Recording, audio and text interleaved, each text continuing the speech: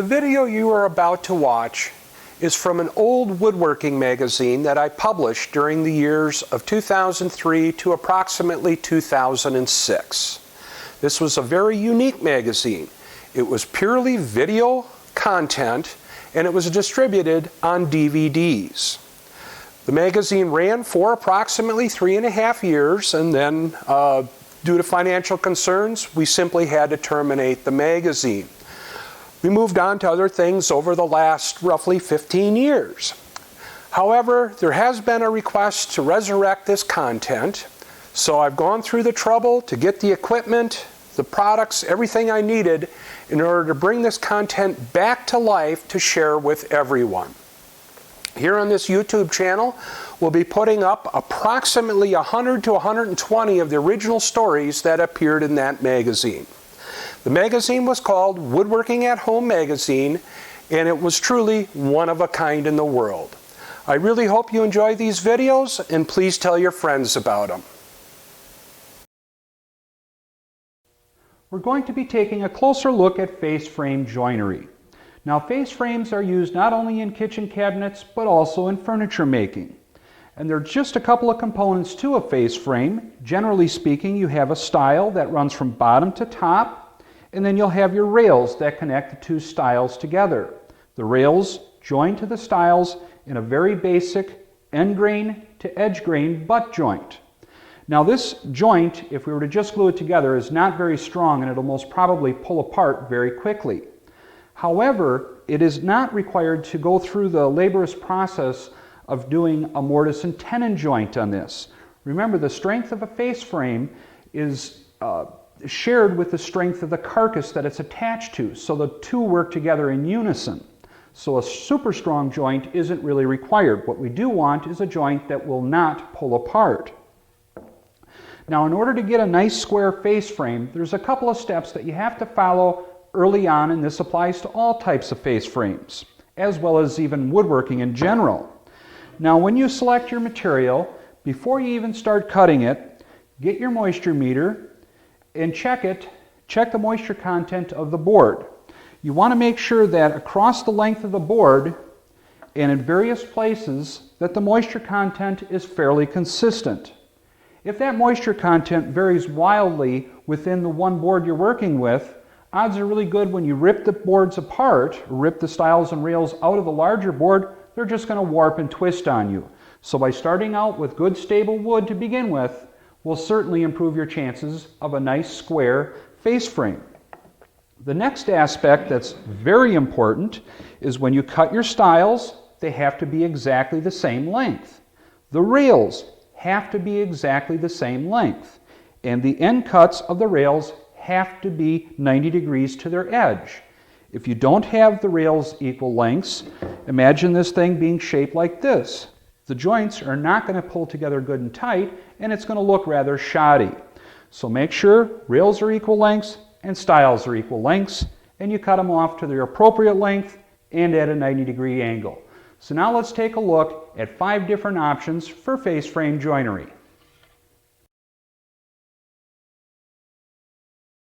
While dowel pins seem to have gone to the wayside for joinery, they still have plenty of applications, and face frame joinery is one of them.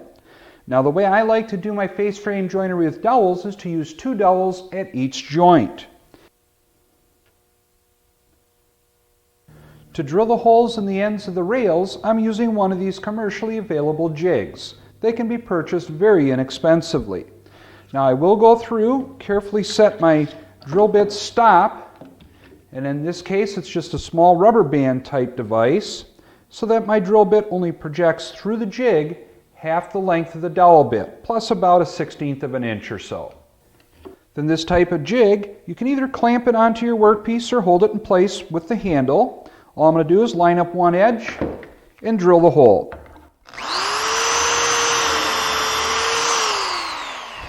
To get the second hole, I'll come across from the opposite face, holding the jig flush on the opposite edge. Now what we need to do is transfer these 2 hole locations onto the edge of our stile. And to do that, we use a device called a dowel center, which works like a transfer punch.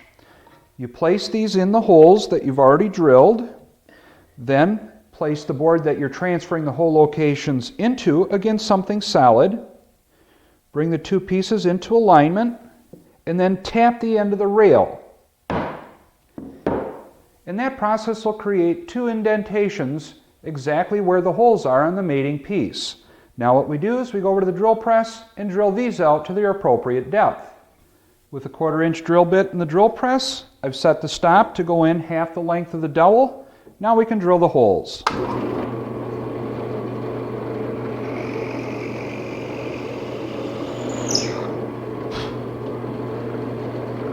I should also mention too that in this type of joinery with the dowel pins, it's important to label each of the 4 joints so that you get everything put back together in the proper orientation.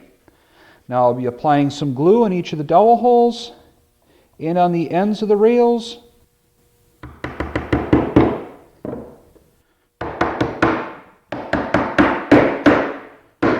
And clamp it up good and tight to let that glue dry. Now as you can see, dowel joinery is a fairly involved process, but with some economical jigs, you could do almost all this joinery with an electric hand drill.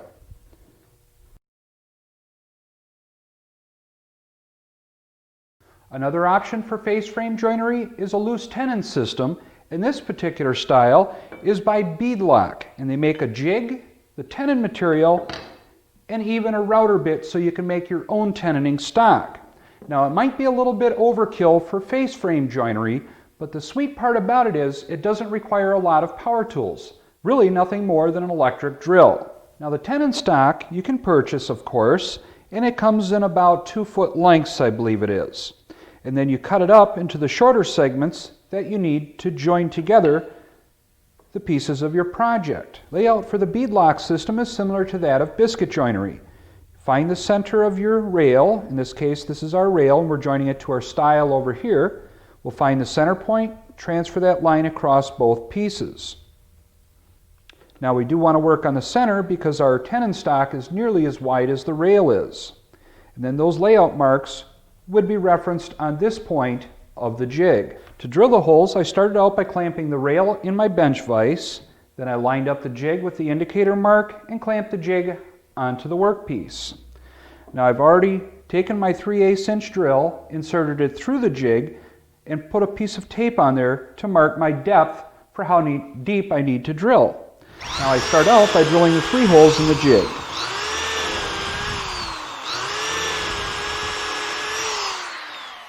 Now if you look at the tenoning stock, you'll notice that there's 5 beads on it, so to speak. So we know we've got to drill a couple more holes. We've got our first 3 drilled. Slide the drill guide over and drill our 2 remaining holes.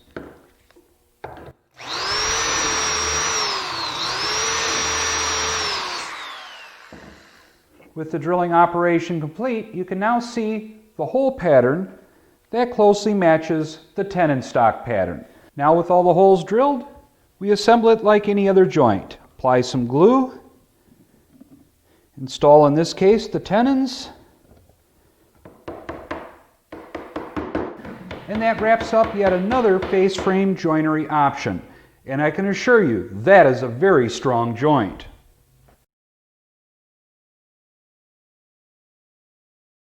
Biscuit joinery is yet another option for joining together face frames. However, there's a couple things that you need to know about working with the standard biscuit sizes of number 0, number 10, and number 20. Number 20 biscuits will require a slot that's 2 5/8 inches wide.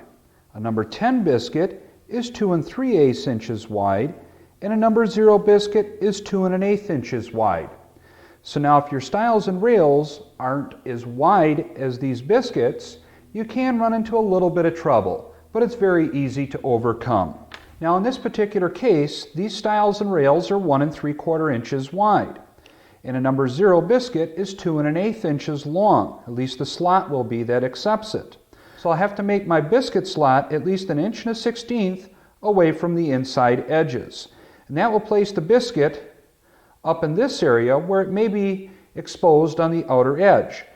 Now what we can do is, after the glue dries, simply sand that up flush. With our indicator marks already made on the workpieces, it's very simple to line up the indicator mark on the biscuit joiner, plunge it in and take the cut.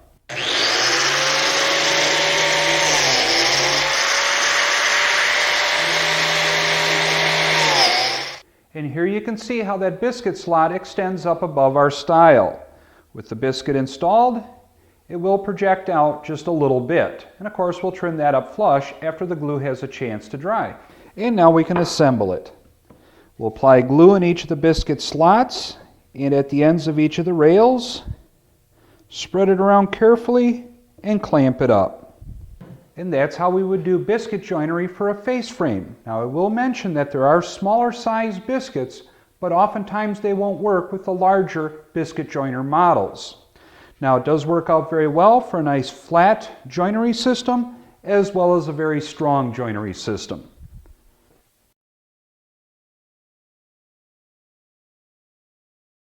For this option, we're going to be looking at pocket hole joinery. Now I'll be using the Kreg pocket hole system to demonstrate this technique, and you'll be surprised as to how efficient and quick it really is. Drilling the pocket holes with the Kreg jig is very easy. Take your workpiece, in this case my rail, and I'll line it up with these two holes. And I don't have to be perfectly centered, just approximately centered. Clamp it in place. Then, using the special step drill provided by Kreg for this jig, we need to drill those two holes out.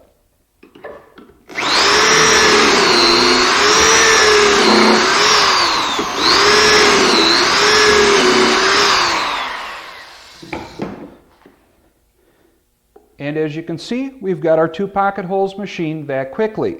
Now I do need to repeat that process on the other end of both of the rails. Now joining together the four pieces that make up our face frame goes nearly as fast as drilling the holes. And part of that is because of these special screws that Kreg supplies. They have this small flute cut in them that makes them both self-drilling and self-tapping. And of course, Kreg provides a wide variety of screw lengths and pitches for different applications. Now assembly goes very quick with pocket hole joinery. I'll start out by applying glue to the end of the rail. And that glue will strengthen the joint. Carefully put the rail in place on the end of your stile, making sure it's flush at the outer end. Clamp it in place with the special clamp that Kreg supplies. And as you can see, the clamp aligns both faces very accurately. Now all we need to do is tighten up the two screws.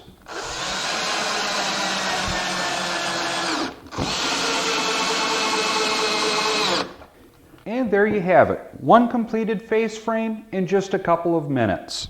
The joints line up very nicely, it's a very strong joint, and it's become extremely popular because of its ease of use.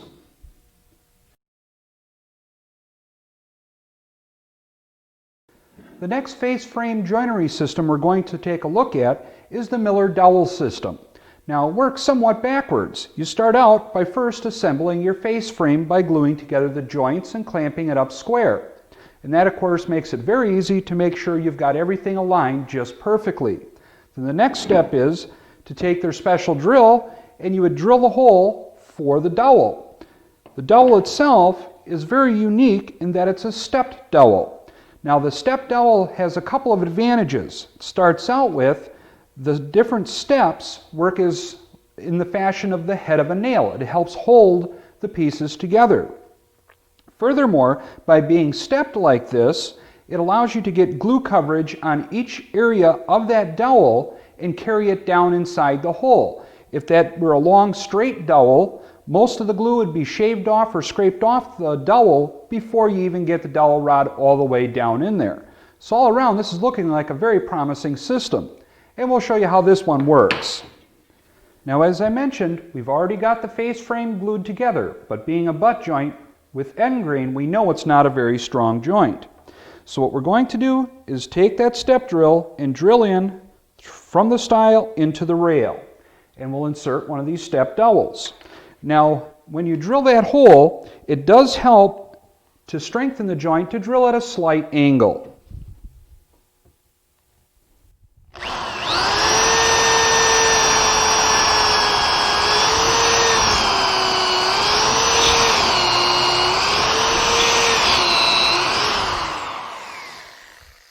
As you can see on the dowels, they've taken the time to groove these two primary steps in the middle, and those will help to retain glue. So now what we need to do is apply glue to that dowel across its length and on each of the diameters. Insert it into the hole and tap it home. Now you do want to make sure that you drive that dowel all the way down so that those shoulders are seated. Then using your flush trim saw, cut off the excess.